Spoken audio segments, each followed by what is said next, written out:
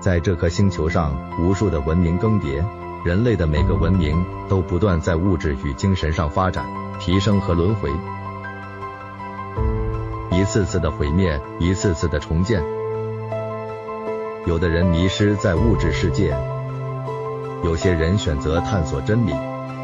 尽管真理难寻，修行的路充满陷阱与诱惑，让人失去方向。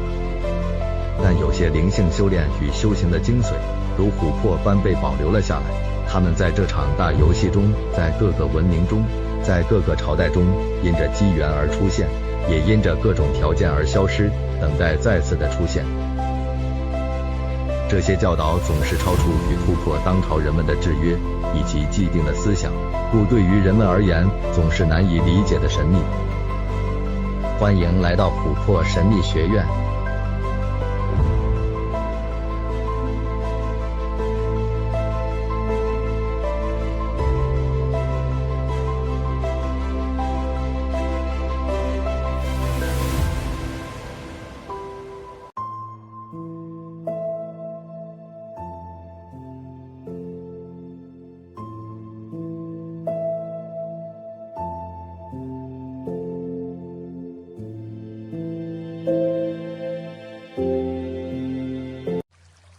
大家好，这里是琥珀神秘学院，我是阿吴。不知上一次阿吴讲了观音法门的具体步骤，大家回去实际练习与感受的如何了呢？相信还是很多人抓不太到文性的感觉吧。大家不要太气馁，想当初阿吴在修习时也是在一开始百般挫折，好像有些感觉却又无法持续。其实修行者在最初的阶段，也就是还未感受过什么是定，还未得正定时，是最辛苦的。这个时期一切都摸不着头绪，静坐时痛苦腿麻，不是昏沉想睡，就是心思散乱无法集中。起坐生活时，面对环境的各种事件还没有有效的方法去对峙，因此容易受到外在的环境情节影响情绪。这些阿吴也都经历过，所以我可以了解那种焦急又无助又怀疑自己的修行到底会不会成功的感觉。那时阿吴可是还没遇到琥珀神秘学院呢，没有人带着我，阿吴只好边研究经典边每天静坐参禅。但路途中总是有神秘的力量给我修行的暗示和巧合的指导，那时的我才能有所进步，最后很多奥秘才能心领神会。所以阿吴也算是你们的学姐了，回来给你们讲讲课，关心一下学弟妹的状况哦。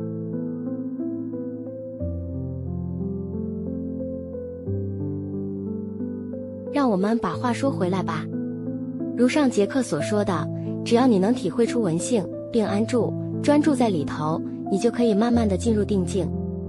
只要你继续练习，越来越熟悉如何进入这个定境，并且要用整个身心去记住定境的感觉，之后就可以在心思不知不觉又流转在外界事物的时候，有意识地把状况切换回正定的状态。但是相信很多人一开始很难体会出闻性或见经，也就是那个能看能听的功能。阿吴再带你听听《楞严经》里的小桥段，看你能不能借着这些故事，更能体会出那个不增不减、不净不垢的能。佛陀在《楞严经》的场景与阿难在对话，佛陀也在教阿难怎么体会出这个现经。佛陀说：阿难，我把我的手指头都弯曲起来成为拳头，因为有手指头才能成为拳头，没有手就不能成为拳头。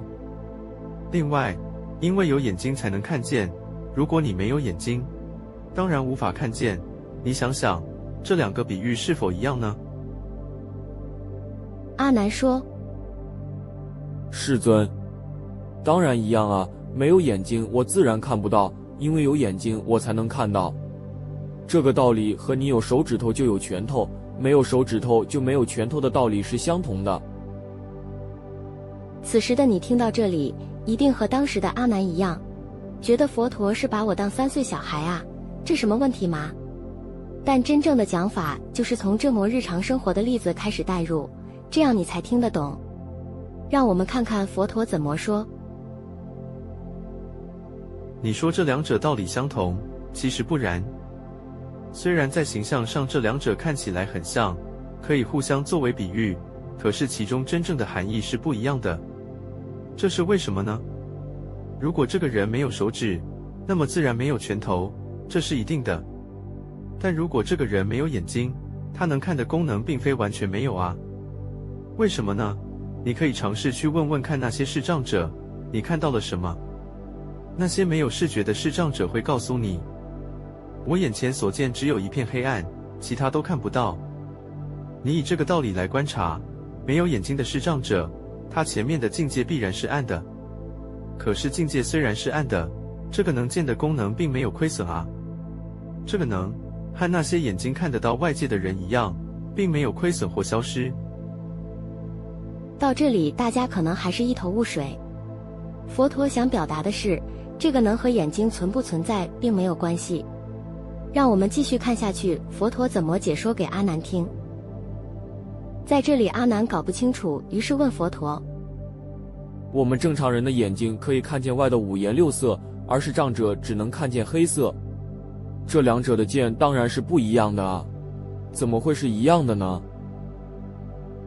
你看，此时阿难和佛陀所说的见这个字代表的意思是不一样的。佛陀说的是那个能见的功能，而阿难讲的是外在的境界，外界的境界都是不一样的。有人眼睛好可以看很远，有人近视比较深看不清楚外界，有人是视障者看不到外界，这些当然都不同。但佛陀说的见并非此见，而是见的功能。而见这个功能当然是每个人都有都一样的，但古代的文字词语只有见这个词来形容这两者，所以会让人搞混了。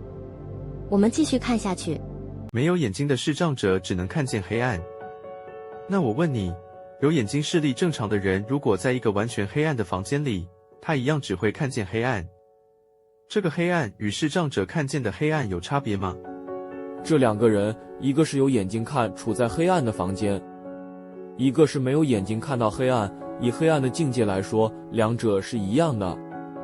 这个视障者如果有一天得到了眼睛，也是可以看得见的，这个见叫做眼见。这里在现代就比较好理解了，古代人很难理解视障者怎么可能又得到眼睛重新看见呢？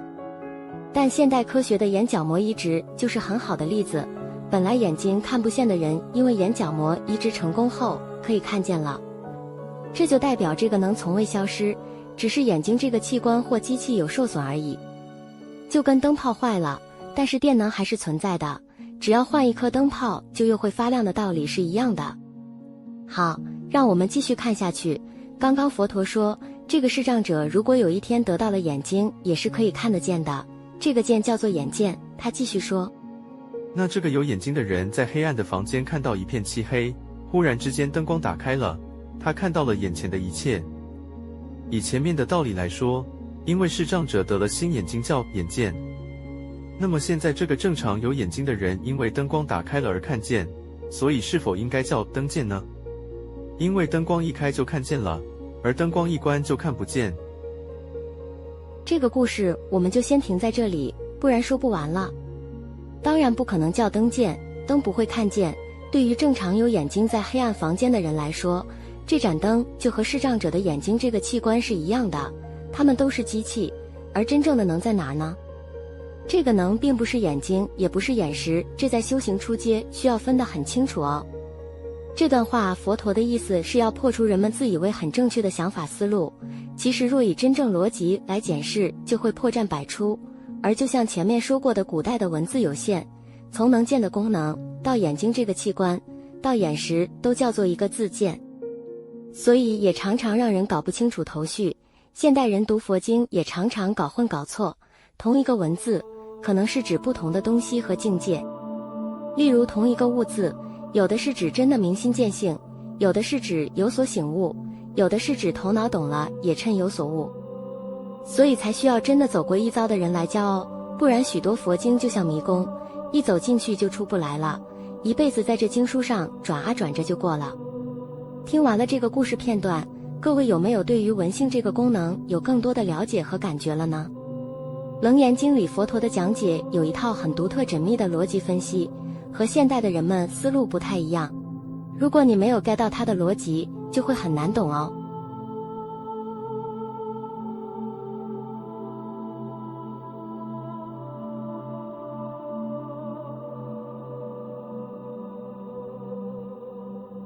虽然很多经典很棒，要研究，但阿五也说过了，不要太过执着卡在里面。因为所有法门都是方便法，方便法就是从一个面向来让你练习和诉说真理。但真理有无数个面向，今天可以从《楞严经》说真理，怎么不能从哆啦 A 梦这个动画说呢？怎么不能从无数个电影、动漫作品来说呢？《楞严经》当然是为了诉说真理出现的经典，所以主题都围绕在修行相关上，而其他作品可能不是。但别忘了，真理不在文字上，如果需要，阿吴当然可以用电影、动漫或其他小说的许多情节来说明，而说的道理全都与佛法一致。可能很多人难以想象，虔诚的教徒则会觉得不伦不类。这里面其实藏着许多上节课所说高振动存有影响人类深层意识和化身的秘密。自古琥珀神秘学院出现，就是要来破除人们对修行或真理的制约想象。当然，对于你而言，经典还是要多看哦。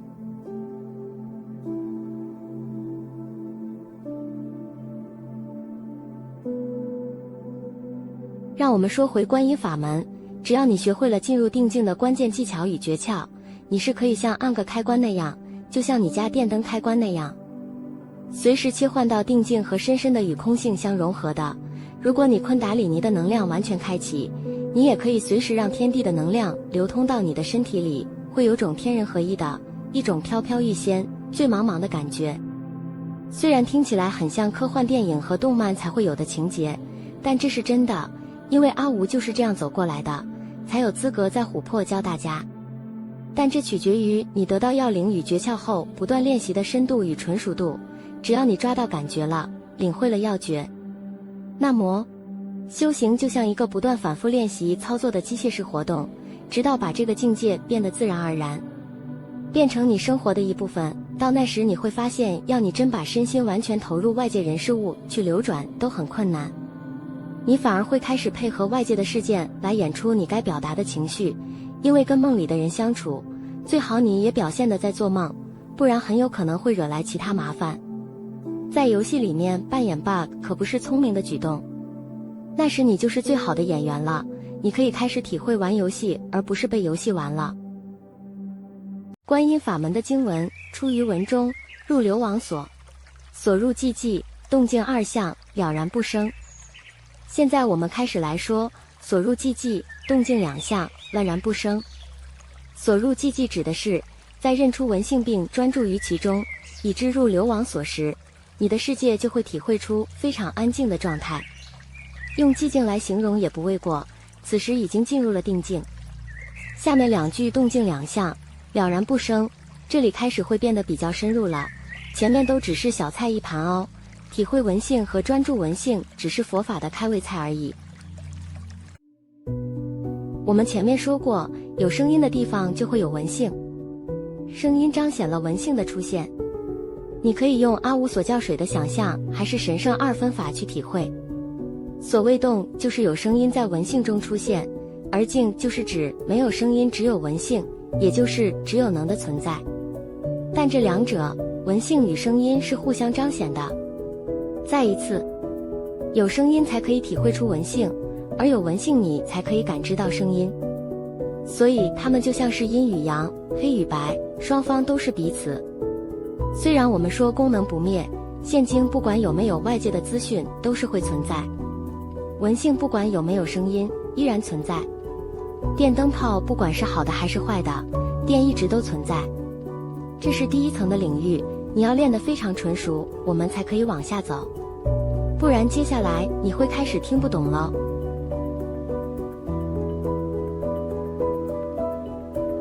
现在我们要进入第二层了，你准备好了吗？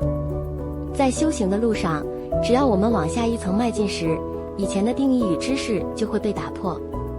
但并不是说原本的见解和领悟不对，只是阶段与程度不同而已。修行是一个不断修起来境界后，又不断打破此境界的过程。如果你只会固守一种境界，那你是找不到圣杯的，看不到真理的。